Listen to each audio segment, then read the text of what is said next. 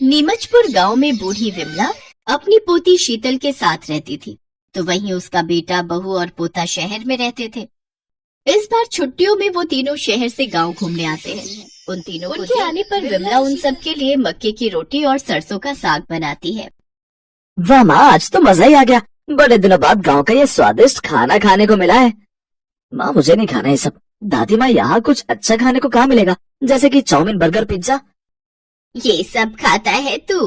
तभी अपना शरीर देख, कैसे ढोल की तरह बस फूलता ही जा रहा है। अरे दादी माँ, अभी मेरी उम्र ही क्या है, तो जिम जाकर एकदम फिट हो जाऊंगा। ये शहर के बच्चे भी ना एकदम बिगड़ चुके हैं।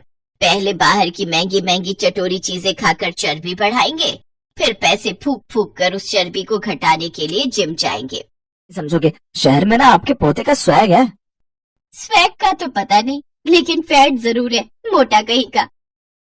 मुझे मोटा बोलेगी? रुक तू, अभी बताता हूँ मैं तुझे। माँ, मैं तो खुद परेशान हो चुका हूँ इससे, लेकिन यह है कि बाहर का खाना छोड़ता ही नहीं। इसे तो आदत हो गई है अब बाहर के खाने की। इसे भी कुछ समय के लिए तू यही छोड़ दे, नहीं तो इसका शरीर खराब हो जाएगा। देख तो शीतल को, यहाँ रहकर कितनी फिट हो गई है। मैं नहीं रहने वाला यहाँ। पापा, आपने तो कहा था हम कुछ दिन में वापस जाएंगे। किसने कहा? पापा मम्मी 1 महीने के लिए यहाँ रहने आए हैं। पापा, ये क्या सच कह रही है?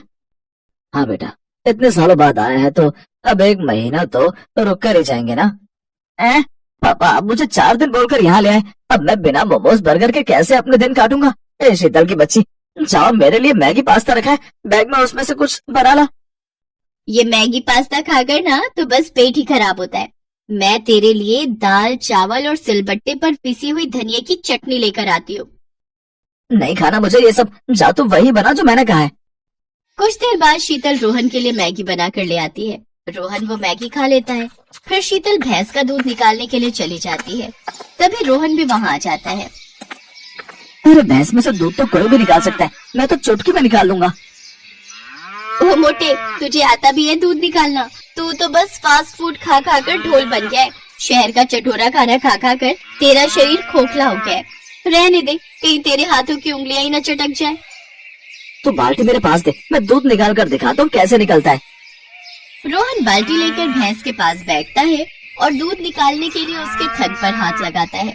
तभी भैंस उसे जोर से लात मारती है और वो दूर जाकर गिरता है। ये देख सभी जोर जोर से हंसने लगते हैं। फिर शाम को शीतल खाने में भिंडी की सब्जी और रोटी बनाती है। माँ, ये फिर क्या बना दिया आपने? आपसे कितनी बार कहा माँ, मैं ये भिंडी की सब्जी नहीं खाऊंगा। सुबह भी आपने पता नहीं क्या वो भरता सा बना दिया था। बड़े नखरेबाज है तू। देख, तेरी बहन तो बड़े स्वाद से भिंडी खा रही है। अरे, ये तो है ही घास फूस खाने वाली, इसे तो तुम कचरा भी दे दो, ये वो भी खा जाए, लेकिन मैं नहीं खा सकता। शर्म नहीं आती अपनी बड़ी बहन को ऐसा बोलकर? जो है यही है।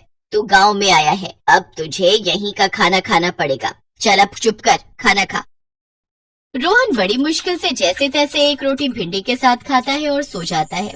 अगली सुबह जब वो जागता है तो देखता है कि शीतल सुबह सुबह रात की बची बासी रोटी खा रही है। मम्मी से देखो, ये बिना हाथ मुंह धोए सुबह सुबह रात की बची हुई रोटी तो खा रही है। कितनी भुक्कड़ है यार तू। चुप कर, कम से कम अन्न तो खा रही है। तेरी तरह चिप्स का पैकेट हाथ में लेकर तो नहीं घूम रही। रोहन शुरू से ही शहर में पला बढ़ा था, जबकि शीतल 6 साल की उम्र से ही अपनी दादी के साथ गांव में रह रही थी। गांव में रहने की वजह से शीतल को जो भी दे दो वो सब खा लेती, सभी सब्जियां अपने खेत में बोती। जबकि रोहन शुरू से ही शहर में रहता था और उसे बचपन से ही बाहर की चीजों का स्वाद लग गया, जिससे उसका वजन भी काफी बढ़ता जा रहा था। ऐसे ही एक रोज जब वो गांव में घूम रहा होता है तो उसके पीछे गली का कुत्ता पड़ जाता है, जिससे बचने के लिए वो तेज तेज भागने लगता है। लेकिन अपने मोटापे के कारण वो तेज भाग नहीं पाता और वो नीचे गिर जाता है। वो कुत्ता उसे काटने ही वाला होता है कि तभी शीतल वहाँ जाती है और वो उसे डंडा मारकर वहाँ से भगा देती है। बाप रे, मुझे तो लगा था मैं आज तो ये मेरे गोश्त की अच्छे से पार्टी करेगा। घर आकर रोहन ढेर सारी चॉकलेट्स, चिप्स और मैक्रोनी खाता है। फिर आधी रात को वो पेट पकड़कर चिल्लाने लगता है। मर गया रे माँ, दादी, मर गया, पेट में बहुत दर्द हो रहा है। चटर पटर खाकर ना तेरे पेट में गैस बन गई होगी। चिल्ला तो ऐसे रहा है जैसे बच्चा जन रहा हो। सच में पापा, बहुत तेज दर्द है, मुझे आप डॉक्टर के पास ले चलो। उमेश उसे जल्दी से अस्पताल ले जाता है, जहाँ डॉक्टर उनसे कहते हैं, देखिए इनके पेट में फूड पॉइजनिंग हो गई है, जिसकी वजह से उसके पेट में दर्द हो रहा है। इंजेक्शन और दवाइयाँ देकर उसे घर भेज दिया जाता है। आज के बाद तुझे कुछ खाते हुए देखा ना तो समझ जाना मुझसे मेरा कोई नहीं होगा। नहीं खाऊंगा पापा, अब तो लेक्चर देना बंद कर दो। अब से मैं इसे सुबह सुबह गाय का कच्चा दूध, खेत की हरी हरी ताजी सब्जियां और उबला हुआ खाना ही दूंगी। आज से इसका खाने पीने का ध्यान मैं रखूंगी। अब रोहन तबीयत खराब होने की वजह से घर का सादा खाना ही खाता है, जिससे कुछ ही दिनों में वो काफी हेल्दी और फिट भी हो जाता है।